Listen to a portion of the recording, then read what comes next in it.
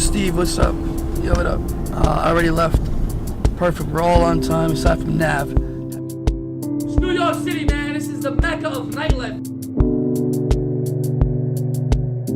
Industry talk, industry talk, industry talk. This is industry talk. This is industry talk. Live and direct, baby, on the ones and twos. It's not talked about enough.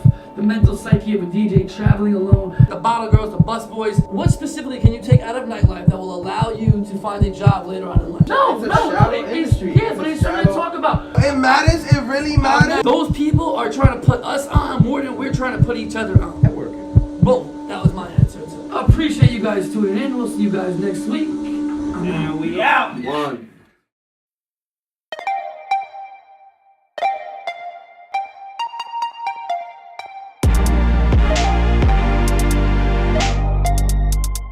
There's not a shelf life to this game.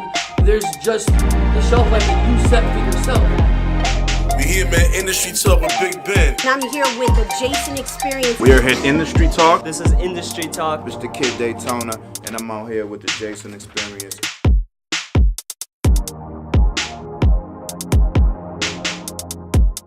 This isn't a pizza you put in the microwave at 3 minutes and you come back and it's ready. It takes time. It took me half a decade to just be relevant.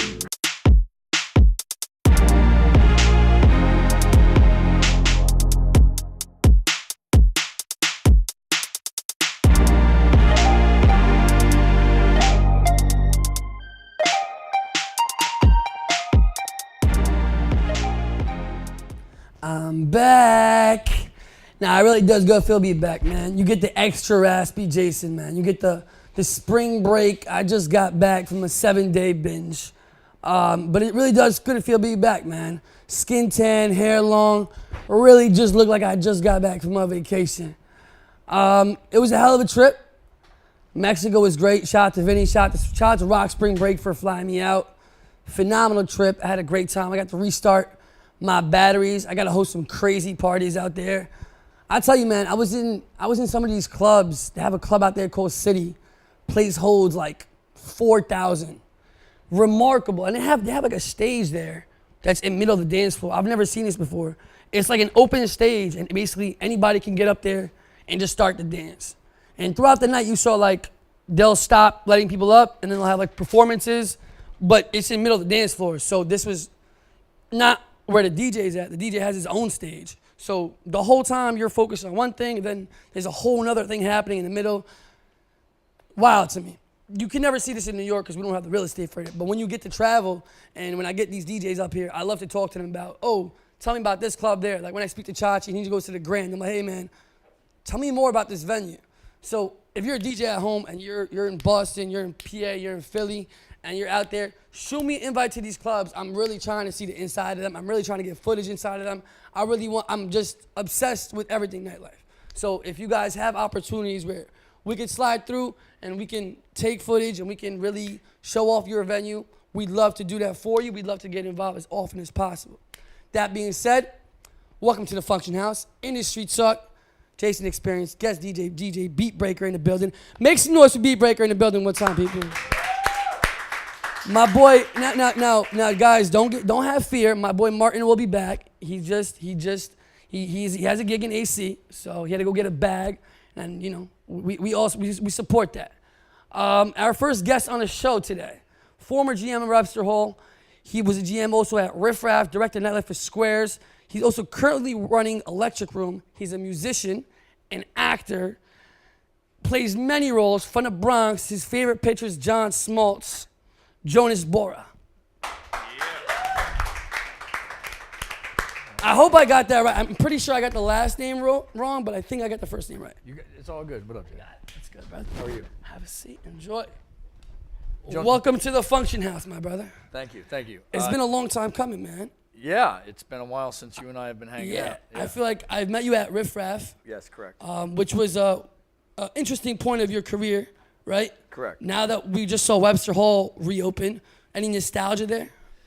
Absolutely. I mean, when I was working at Webster Hall, I started out as a door guy for. Oh, perfect. I started out as the door guy for a club within Webster Hall called the Hanky Panky Room. And then I moved up to like door person for the VIP, then VIP director, and then I was actually the assistant GM for Gerard McNamee, who was the GM at the time.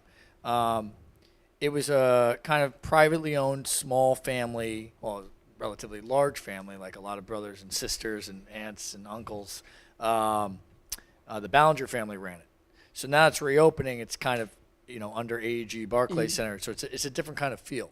I think Webster Hall originally was founded as this kind of meeting place for everybody in New York City. It went through Like a watering hole? Yeah, well, it was just like the original founding of it was just kind of like everyone's invited, like, and as it went through its many years, I guess this is just like another step in its evolution. My involvement's not there right Not now, anymore. and it's going to become more of an event space for concerts. When I was working there, were $20 to $40. Now we're talking $60 to $120 tickets. When you go from, you mentioned, let's say, door staff to GM, there's always a big move. Yes. When so I just got my GM position.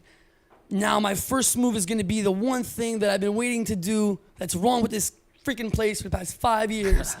What's the first move you do as Jonas, as the GM, to now be like, I want to put my brand down on this? Well, you said when I moved to Riff Raff, so that was like my first real GM position, because I was managing, and I had my own little staff with the VIP department at Webster Hall.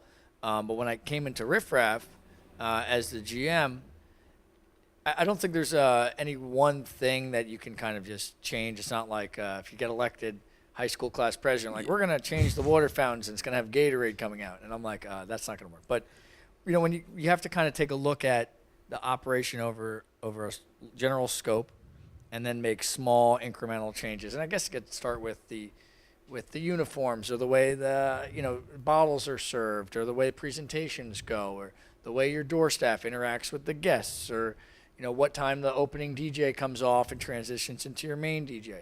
I guess there's so many little nuances, but there wasn't never really is one thing, unless it's like a glaring mistake. Well, I always like, as a promoter, I went from promoter to from sub promoter to promoter. Sure.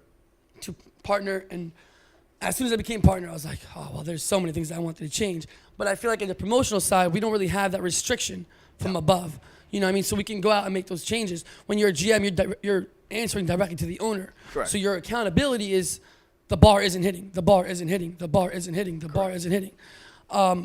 When I was a promoter and I saw you and you came in, I saw the biggest difference in communication. The communication was apparent. When you're communicating with promoters, what's the most important thing that you stick to that's been your motto? It's a really good question. We're all promoters, whether we're DJing or whether we're running an accounting firm, or whether we're it doesn't matter what business you're in. You're always trying to get people involved in your business. And in nightlife, the promoters are the bread and butter. Without promoters, like people like you, and now I'm always a promoter, right? If you don't treat the promoters like they're part of the family of the operation, it's not going to be successful. So I always thought, well, promoters got to get paid on time. They have to be treated well, and they have to understand as an operator, what we want. As this is what I'm expecting you to deliver. This is what you're going to get back for that delivery. And I always just tried to stay on that, and make sure that we're in constant communication. You're one of the very rare people that didn't start in I'm going to call it the bougie side of the industry, Sure. but made it into the bougie side of the industry. What I mean is, a lot of the guys kind of have a cheat code. So they networked and they bribed and they hung out and they railed blow with this guy, and then they went into the bathroom with that guy, went on a vacation with that guy, ended up in that position. You go from a position of Webster Hall, which, let's say now you basically got a recommendation, and you moved in, and Riff Raff Corporate called you up as in, this is what I was at the time hearing, at least. They're like, all right, corporate's calling up this kid from Webster. He's coming in. He's changing the ship. You guys can either jump ship or you guys can get with the program. Correct. That's what we were told at the time. And that's exactly what happened. And that's not really the way it happens in nightlife in general. No. But maybe that's why we found the right person for the job, because we weren't looking for somebody who was figuring out a way to get there. we just looked at a resume and we're like, this guy's went through the steps. He knows what it is from going from the beginning to the top. Let's give him that next step. Oh, so my nightlife experience, I went to high school in Manhattan, but I was living in the Bronx. And I never went out. Like, there are some kids in high school that can go out with, this is a taboo subject, but we know what happens. Of course. I never did. I was playing sports. I went up to college. You're a pitcher, right? Yeah, I pitched. And I went up to college. I hurt All-American, right? Not All-American. No, you were an All-Star. You were an All-Star. Right? I was, but different lifetime. Different lifetime. When I came back to New York, though, I was lucky enough to be cute, and I started modeling. And when I started modeling with the Ford Modeling Agency, I kind of got swept up and taken to nightclubs. The first nightclub I went to that I remember was Pangea in 2004, which was on Lafayette Street, and then Butter was right next door, and Butter Mondays was a big party. So that bougie thing kind of happened accidentally. And I was promoting as well without even realizing. I was working with this guy, Powell Bryan, who I'd met at a holiday party, and all of a sudden I'm bringing out really good-looking girls from the agencies that I meet, and I'm promoting. But to your point, when I really took a job in the business as a door person, it was just through somebody that I knew, but it wasn't like someone I had partied with. I wasn't out on a yacht.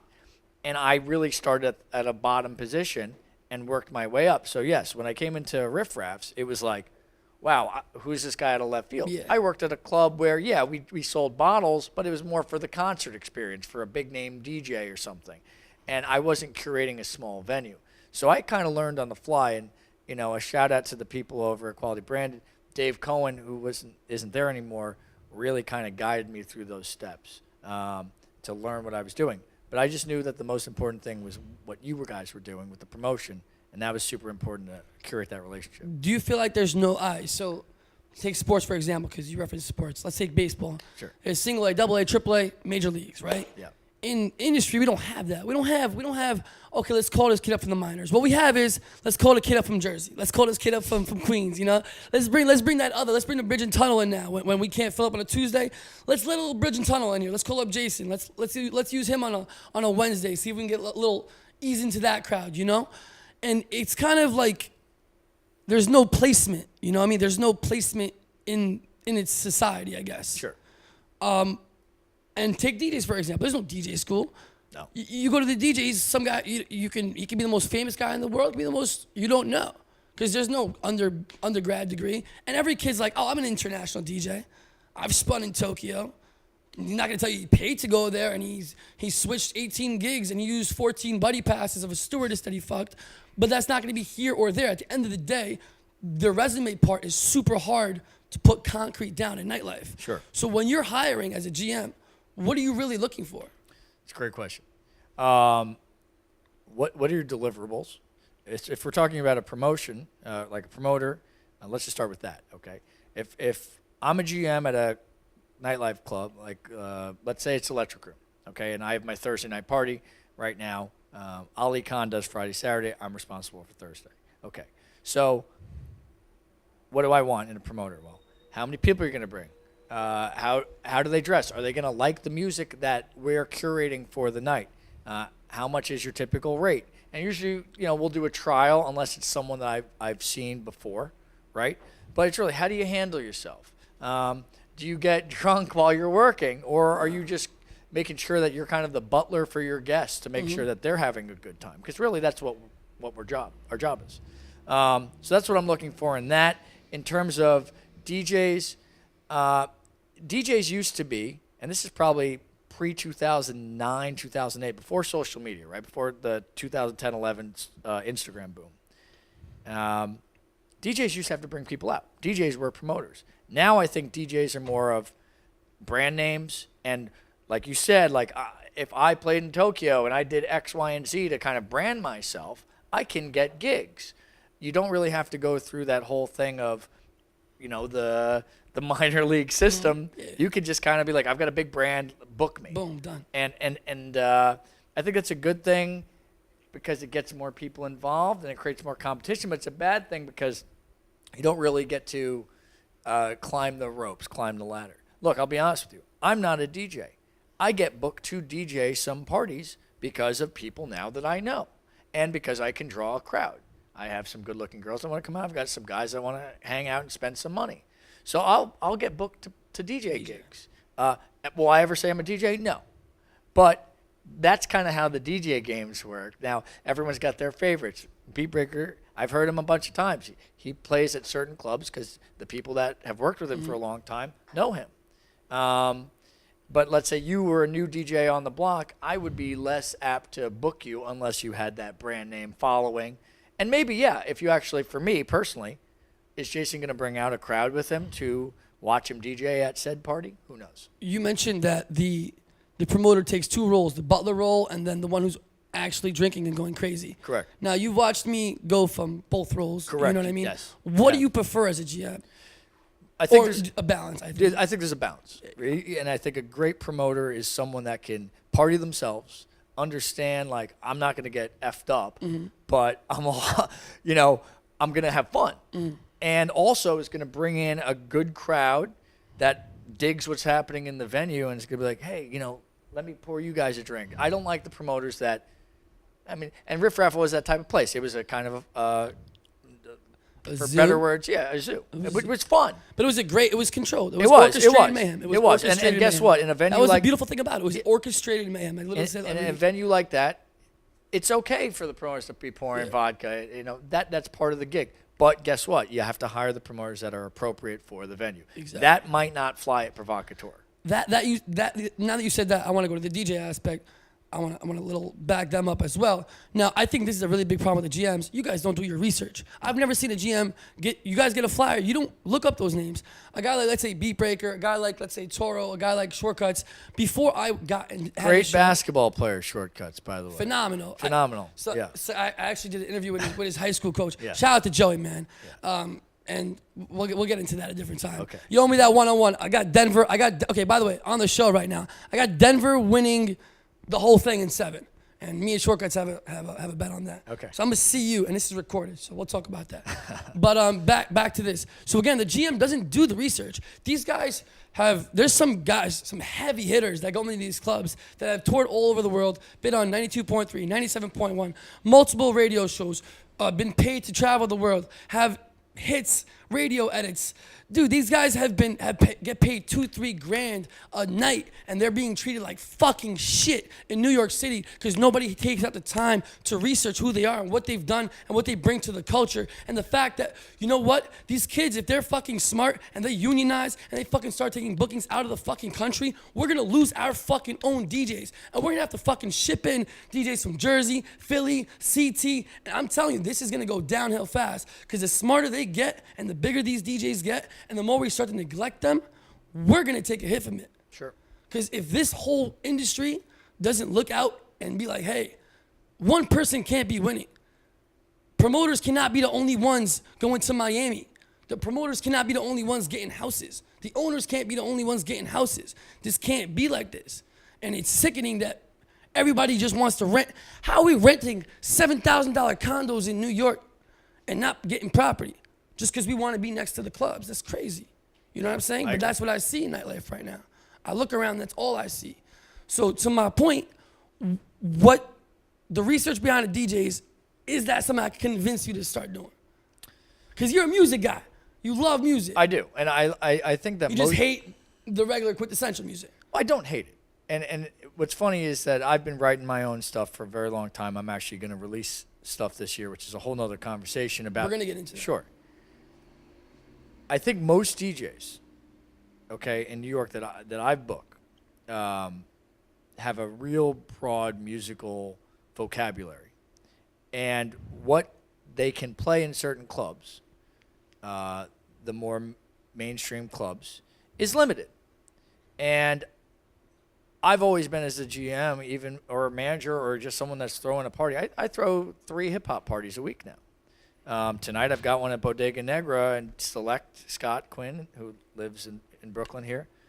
Shout out to Select and Good Vibes. Love that kid. He's going to play top 40 all night. And he digs it. But he could play the Smiths and like hipster music as much as anybody else. Mm-hmm. I do my research though, and I know that he's going to be able to book that night. When I do Electric Room Thursday, it's a different thing. So I'm booking Kel Calco, who's the resident, and then Jeremy Bastard or Ian Eldorado, who's been in there, and I'll DJ, and we play kind of more fun stuff. And then Friday, my fishbowl party, and Sunday at Sapphire, it's back to top 40. Mm-hmm. So you have to do your research when you're booking DJs, but you got to remember the general manager role. You're reporting to the owners, and like you said, it's really basically bottom line: how much are we making, and did anyone get killed? Those are the two things you want to make sure. Let's make money and make sure that the police don't get called. Get home safe, and that everyone's taken care of. The person booking the DJ should be a different role. And I learned that the hard way, trying to wear too many hats at the club after Riff Raff, where I was booking promoters, running the floor, making the schedule. People should have different things they do. So yes, learning who your DJs are, where they're coming from, is super important. And like you said about unionizing DJs locally, great idea. Will it happen? I don't think so. I think that there's just too much competition individually amongst people. What DJ Reach, who I think has a show here, he books with other DJs, like with 4 a.m. with those guys, and they all kind of work under a certain auspices. But it's, I think it's a bigger question than there is an answer for it right now. We're in the music section, so I want to kind of jump into it. You are a musician as well. Yeah. What really? I feel like everybody I've ever met in nightlife has that other thing that they do. Sure. That's their outlet, like outside of, because we don't really have much time. We don't. No. So what you give your time to is super important, and that's why I tell girls back at home, like, if you're gonna hang out with me, I'm not gonna have time. So I'm not about to go do crazy things. I'm not about, like, the crazy things I do involve nightlife. So if you want to do crazy things, it's gotta be involving nightlife. We're not about to go spend a picnic in Central Park on the only day that I have off. You know what? So what makes you want to do music so bad that you're using the last 15 hours of your week to do so?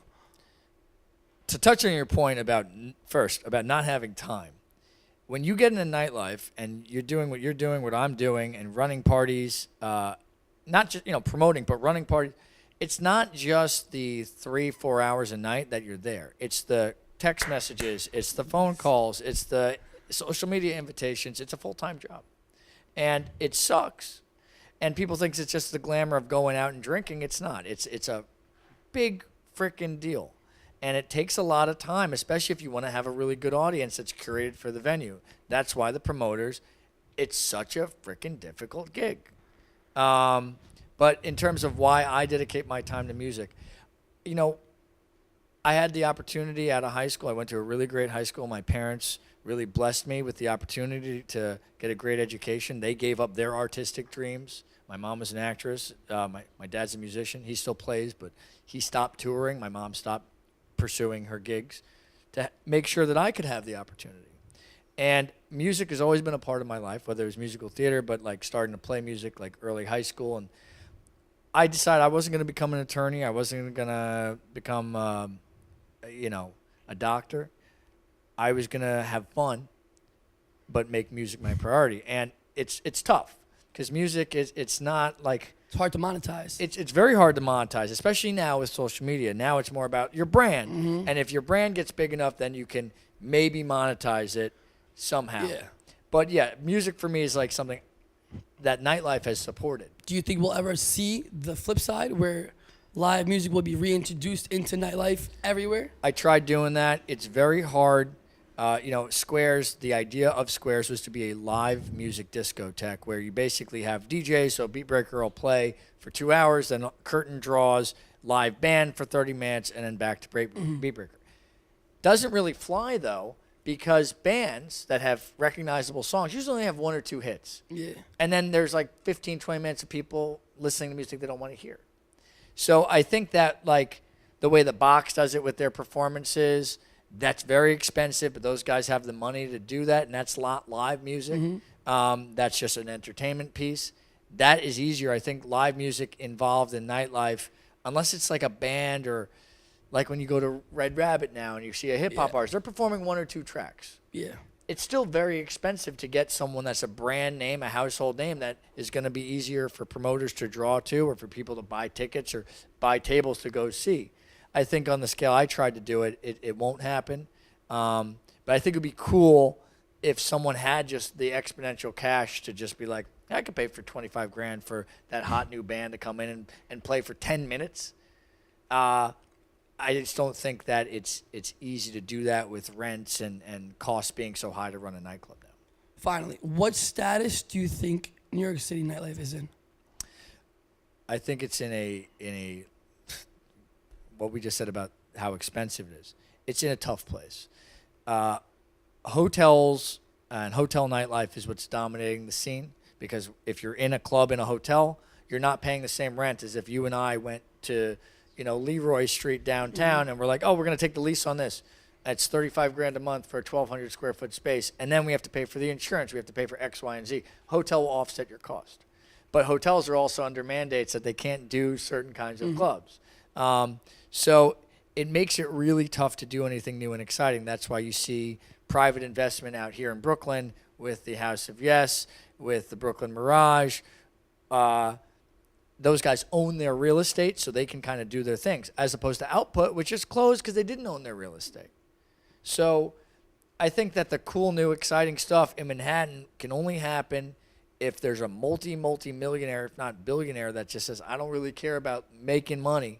Let's just do something nice. The Edition Hotel right now in Times Square is throwing tons of money, a lot of money, hundreds of thousands of dollars for influencers to show up, lots of money to promoters, like overpaying people because they're trying to create something relevant, but they have deep pockets to do that. Not anybody off the street or even that is in our scene really can just kind of pop down $5 million and expect, oh, that's okay. I think that's what nightlife would need for something to really work out now. We're in a post 9/11 world. Security is a big issue.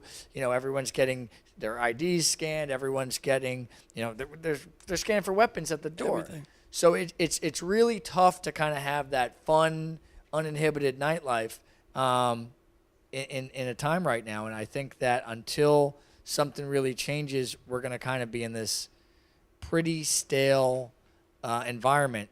That's why I encourage people that are going out and people that want to work in nightlife to really find something niche that makes them happy and grow their scenes as organically as possible.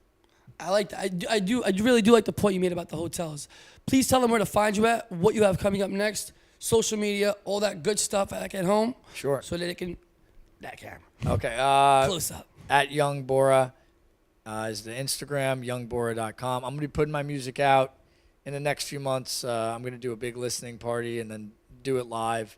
It's going to be fun. It's going to be tough. Live music is tough, as I said, but we're going to make it happen. And thanks for having me, brother. Yeah, guys, make some noise, please, for Jonas. Thank you so much. Appreciate that, man. Thank you so much.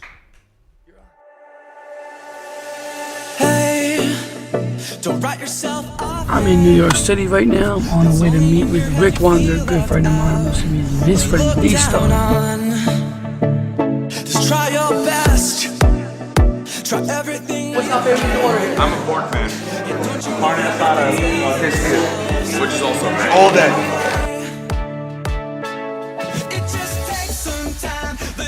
Oak Sunday, I try to be on like the forefront of like the newest hip hop. So like, I'll go a half hour playing just Gunna and Lil Baby. Like all the new shit.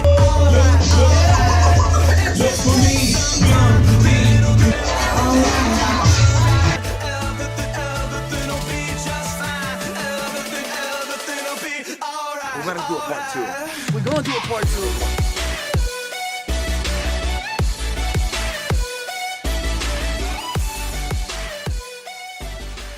Now it's DJ Beat Breaker, Jason Experience, right back from Mexico, looking tan as hell. Don't slide into my DMs; it's not open at this hour. We appreciate you guys sticking with us. We know it's been a show. It's been a great show.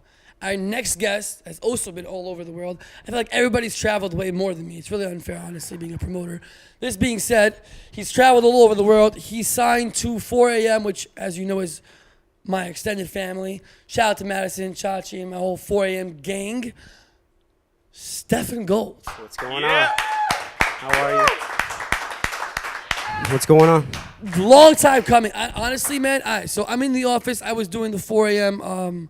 The intro, by the way, go out, check that on YouTube as well. I go in the studio at 4 a.m. and I do a whole interview with Madison. D-Star was there. Great interview. But I saw a picture of you that you took. You know what I mean? Yeah. And this is where I kind of first talked to Madison and kind of like, you have a photographer on this team. I need to know more. Like, I need to understand. Yeah, it was a crazy, how it happened was interesting because it had never been really done before. Like, I had never seen a photographer. I mean, you had guys like, Kirill was with DJI, and he's another photographer, but, his entire direction was entirely different. They also have Last Night's Party, who is another party photographer, but again, he has another entirely different route. And with 4 a.m., it was so easy, like the transition into going from independent to being with a team. They're so supportive. I mean, you know them, Dan's with them, Beat Breaker's with them. They are the most supportive team that you can possibly ever ask for. So the transition was just flawless, and it was easy, Putting the transition away for a second, just how do you kind of justify the worth? Like, how do you say to yourself, how do you go to a company and be like, listen, I'm a photographer. It's going to be worth signing me. That's big, Stefen. That's like walking up and saying that's like a baseball player that's a scout, right? He's like, yo, I want you to pay me like a baseball player. Yeah. That was the thing. No, that was the thing. It was like I started out my entire direction. It's funny that you talk to all these DJs because every DJ that you've literally mentioned, I've shot at one point or another throughout my entire run. And I started in nightclubs. I stuck my ass in a nightclub every single night. I was in a nightclub every night taking free photos of certain DJs all the time. And that was my entire, almost as funny because I was talking to Danny about it the other day, that was the blueprint that I had laid out was I was in a nightclub every single night shooting these DJs. You were an opening photographer, guys. You Exactly. hear this? So there's opening DJs. He was an opening photographer. That's what it was I would just hit 3 to 4 different nightclubs a night where I would link up with the DJs and just take a random photo. Sometimes I didn't know the DJ. And I would just stick my camera in the air. There were times where I snuck it in a nightclub. Stick my camera in the air, take a photo. Send it to my phone real quick. Love technology. Get it to my phone real fast. Edit. I would reach over the DJ booth and just show it to the DJ. And it would instantly be a link up. And that was just one more connect. And then I would hop to the next spot and just keep on doing it. And I encourage other photographers now that I see trying in the nightclub, trying to get into the mix and the swing. I encourage them to do that all the time. I've talked to them, younger photographers, newer photographers have asked me, what put you into the place that you are, what put you in the position. It's like, I was out every single night just making contacts and making connects. Because in this city, like everyone knows that if you're not out, you'll be forgotten. Yep. If you don't show face, you will be gone. If you're not out there, there's so many people lined up ready for your job. There's another dude ready to jump in there. Yeah, why do you think I flew back early from Mexico? I was scared, man. Get back. I really show came face. back fast. You had to show face. You got a lot of parties lined up, so you got to show face. Honestly, I was gone for a week, and it felt like a lot. It felt like 3 weeks. You probably felt like you missed a month worth of work. So it's like you got to be out there, and if you're not networking, you're not anywhere. You're not gonna be anything. You traveled with Daniel recently, but you've traveled a lot in general for photography. My question is more FOMO. Do you have any FOMO when you're on the road? And do you have more FOMO from industry or from your family? Do you miss like, oh, fuck, a family. Sweet 16? Family. All day, family. I used to have FOMO when I was first coming up and when I was first being led into night, like after the run of sneaking into nightclubs and waiting outside at the door for an hour, it got to the point where, people knew me and it was cool and easy to get into places. Once I got there, I stopped having FOMO. You know what I mean? Like once it was easily accessible to me, I was like, all right, I'm not missing anything because I know every single night I've done it. But when I was waiting outside the door, the anticipation of what you were going to see inside that nightclub was just kind of like, what am I going to go in there and capture? And am I going to be able to make this thing look like a live party by the time they're done? Because that's really the goal of my photos when I shoot in a nightclub. That's a very good point you make because I see that with myself, with my promoters. I have a lot of young guys. They call me up like, yo, man, this guy is at this artist is at town. Migos is here. You don't want to go, bro? You don't want to go? I mean, obviously I can. You know what I mean? They're not gonna, obviously I can go. I have access. And I'm like, you know what? This is my only day off this week. The only day I've had off in the past whatever it is. Yeah. And I'm like, you know what? Fuck it. You got to make time. You got to make time. Now, again, I want to talk about this trip you guys just came off of a little bit. Oh, man, what a So wild tell me one. how Morocco was. I am partially Moroccan. Shout out to my mom. Whoop. So tell me how Morocco was for both of you Morocco guys. was different. Like, we've done Asia tours. Yeah.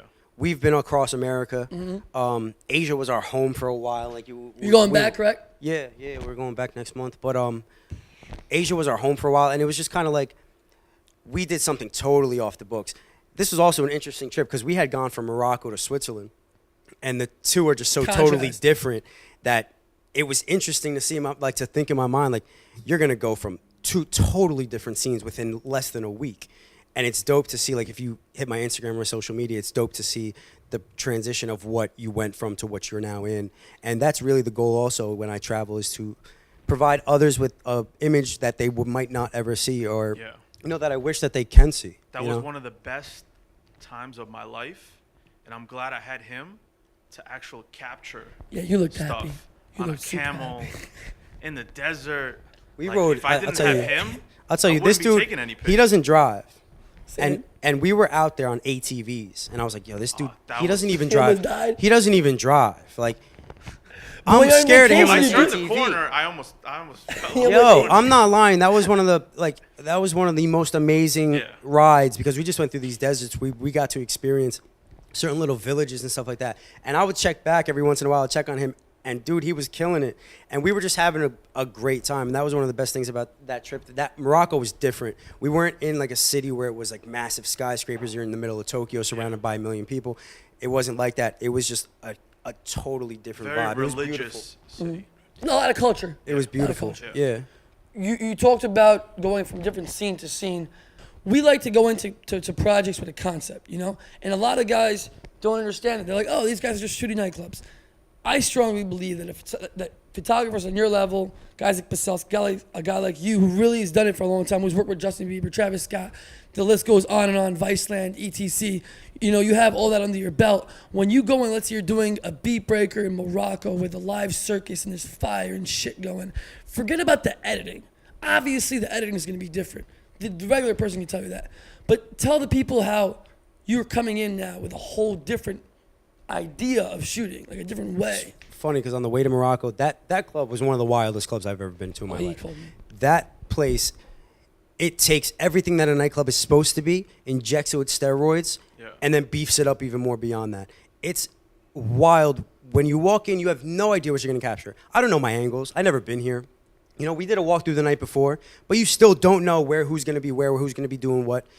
When I went in there, that club was just like, it was so overwhelming that when I'm walking through the crowd, and it's funny because you guys talked about earlier with Toro, how you guys, you know, they're in the DJ booth and it's almost hard to dictate, but I get to walk through. Mm-hmm. So there's times where I go back to him and I'm like, yo, the crowd is wild. Like, I just took a walk through and it's crazy out there. But there's times where I'm out there and I'm just trying to capture him. When you capturing, man, you see something before, you know, you take the photo, your shutter clicks, and you see the photo for a glimpse of a second, and you're just like, whoa, but you can't stop. You know, you just got to keep on going. And, you know, the same thing goes to club photography. When I go to a club, I want to make it look like a movie. Like, I took still scenes out of a movie. Like, there's random nights where I'll pop out and I'll take my camera with me on a random night. I'm not getting paid. I'm not doing anything. I just feel like doing it. Never at my parties. I never pop out. It doesn't pop out of my parties ever for free. I'm just messing with you. Like, I'll pop out and I like, you know who I really like to go see once in a while is Chase B. Okay. Over at Thursdays at Up and Down, because I think he throws a really original party over there. And there's times where I go there and I have in mind, like, I'm going black and white all night. And I'll go there and I'll shoot it. And the next day, I'll put out a whole film roll of just action moments from this club that made it look like, whoa, we was just partying. You know what I mean? Like, we were really just going in. And that's the mentality that you have to go into it with. Like, you have to go into it with, I want to show people beyond like the you know, the amount of people in here. Like, you see a lot of photographers that take a photo from behind a DJ and it's just like how many people are in the room and the lights are going off. And it's like, I want to show you the specific people that are just vibing out and having a good time. And typically it just happens to be the people that you want to see, you know. And that's just one of the things that I go into every single nightclub that I go, or anywhere that I go to, a photo shoot, anything that I go to. To your point earlier, you mentioned you don't really, you're able to move around a lot, right? Yeah. I kind of see you as an assassin of nightlife. Like, photographers are such a wild thing in nightlife. Nobody talks to them. Nobody interacts They with them. typically have this You have stereotype no of idea like where you almost guys weird. are. You guys are just they're always like Yeah, he's always they an typically have eccentric this- guy. this- He's running around the place like he doesn't say a word. People are dancing. He's just like bah, bah, bah. He's an assassin. You know Yeah, what I'm see, saying? like when I started in nightclubs, I had a different image of what I wanted to be as a nightclub photographer. I wanted to be respected.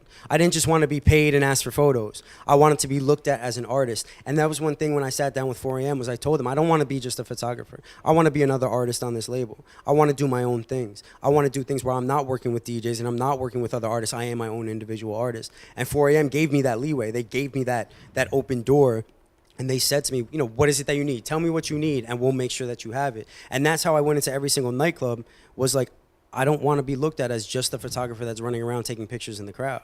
And I never really was that guy that just went around taking, hey, can I take your picture? And here's my card. You know what I mean? Look for the photo here. That was never really me. the guys who have made it up here on this show have all had one constant. They love what they do, and they never let anybody stop them from becoming the artist that they sought out to become.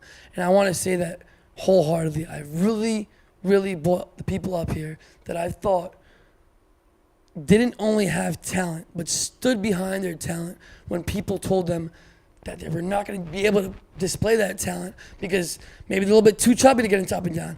Maybe they didn't look a certain way. Maybe their insecurities. That was me half the time. I'm 5'5". You know what I mean? So when I walk into a place, it's like, there's a lot of times in this city, like this city's dog eat dog. You know that. Mm-hmm. It's everybody has to be wearing the coolest shit, and you have to be having the most followers and stuff like that. And if you don't look the biggest and you're not out here intimidating motherfuckers, then you're not cool. Yep. But I walked in and I was like, screw that. I'm gonna make everyone here like me. And that's what happened. And that's why I don't walk up to nightclubs and say, hey, I'm so-and-so and I work with so-and-so and you let me in, please? I walk in and now they respect me as an artist. And they're like, no, that's a photographer and he's done a lot of work that's respectable. And it took me a long time to get there. For a long time, I was that dude standing outside the nightclub with a book bag on for an hour. But I was still being respectable the entire time. I'm not screaming out somebody's name. I stood there and I put in my time and I put in my work. So now it's like, I slowly started to transition out of the local New York City nightclub scene to try to advance myself into something bigger. And that's another important So talk part. to me about that. Let's talk about Viceland. Let's talk about some of the other projects you've worked on after Nightlife.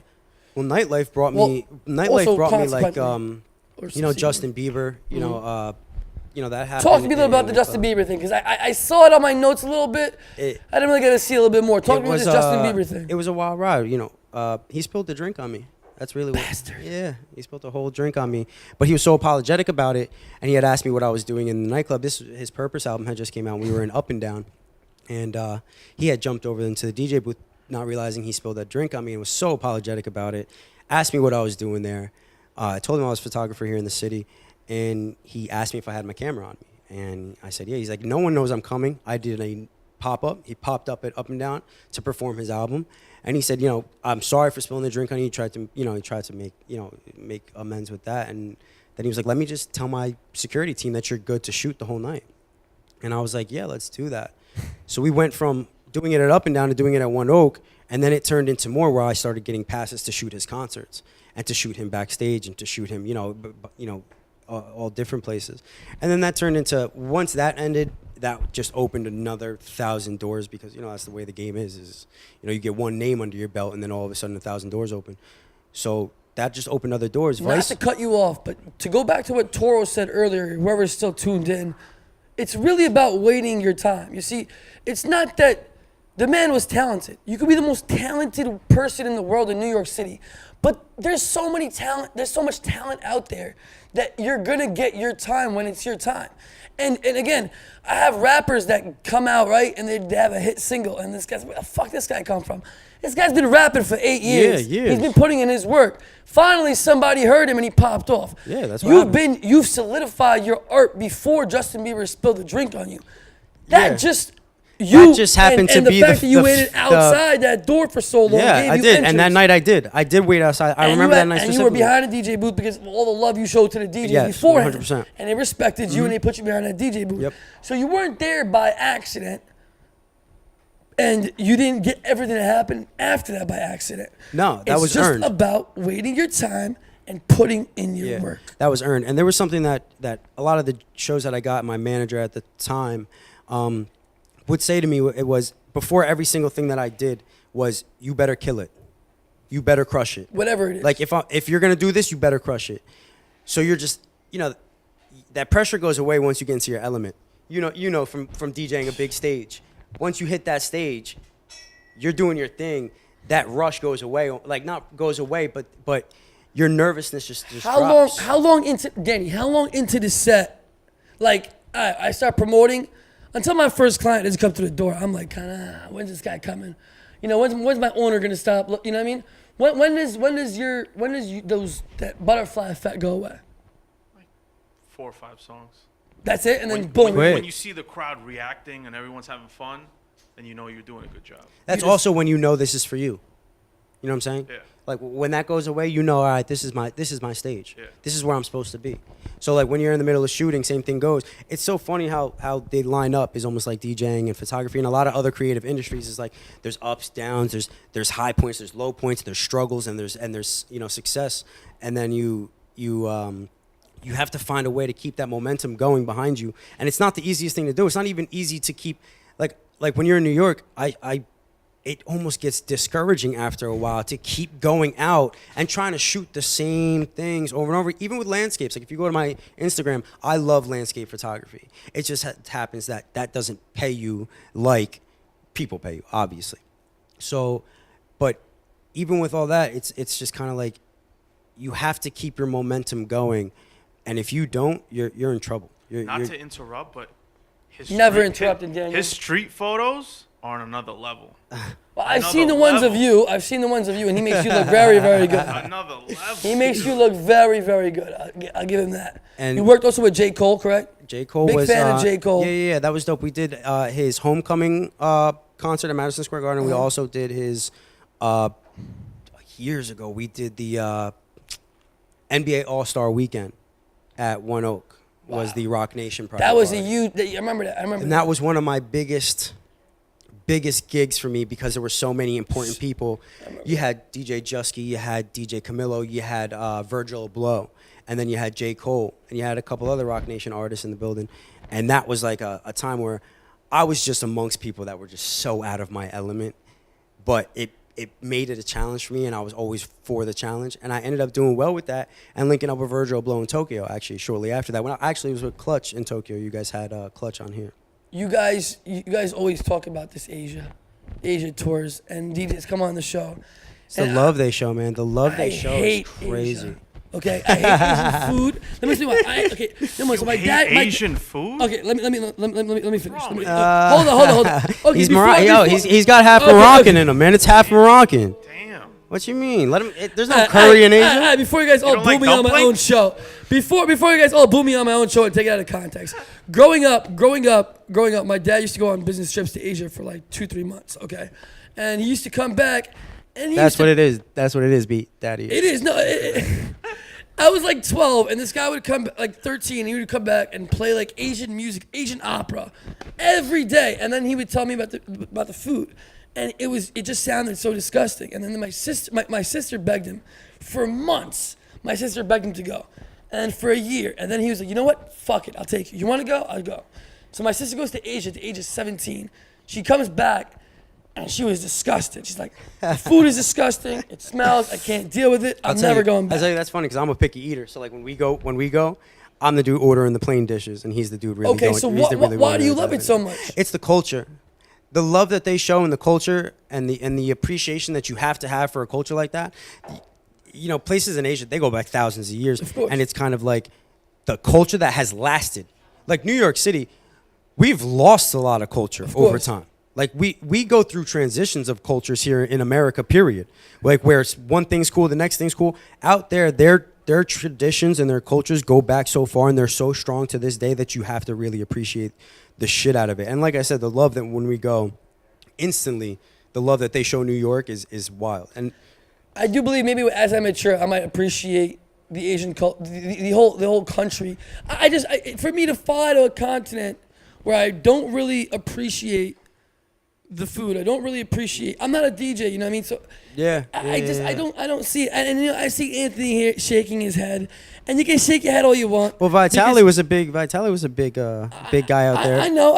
And you know what? He can shake his head all he wants, but at the end of the day, okay, well, you know what? You know what? I understand where you're coming from, though, because what you're saying is, as not a person in spotlight, as a person behind the curtain that makes the party run, you might not go there and get the exact. For what function? I'm not going to get big taken care open of. arms. You just know went to like, Mexico, right? Yeah. You loved it, right? Yep. You keep talking about it, right? Yep. Asia is 100 times better. Whoa. Mexico got tacos. I'm not going to do that. Mexico got tacos. Not I like this tacos. trip, I but like tacos better than a lot of the next trip, I'm bringing you with my own money. That's not- a I'm not- promise. That's a promise. I've done that. I've done that. this is It's on worth it. camera. I've done that. This is on camera. Daniel, we're on camera. I'm not editing this out. Tammy, He's going to send that to you every week. on repeat. You're gonna make a gif. Madison, you can lock me in. This did not just happen in the function house. But Asia is just that. Those were just more stepping stones that brought us to the next things that we were doing together. Like him and I have gotten to this stage where I can shoot him without saying a goddamn word. It's The whole chemistry, bro. It's like we'll be walking in the I've shot with street. so many photographers. We'll be walking in the street, and I'll run for 20 feet, and he'll just know that I'm going out there to eventually to get When the you shot. get there. Yeah, so he'll be like, "Oh, I'll just keep going about my business." It's just chemistry at this point that we've gone through. Not to mention he's supported everything that I do as well, so you get that love. You see, that's also okay. So again, a lot of people have this misconception where 4 a.m. is a clique. It is a fucking clique because it's a family. That's what a family is. When you become a family, you're gonna click up. You're gonna. You know, my dad and my mom always taught me one thing. You have $50. Your family needs 45. Your friend needs 40. Your family's getting 45. Yeah, of course. That's the way it is. Yeah. So once you build this family, yes, you're gonna feed your family. Yes, you're gonna back your family. Yes, you're gonna support your family. It's not weird. That's what you're supposed to fucking do. It's not considered. You guys, this gets me so mad. If you support your friend, that's what you're supposed to do. You support your brother. Yeah, even if he was not on 4 a.m., I would still support him. Yeah, but 100%. 4 a.m. is.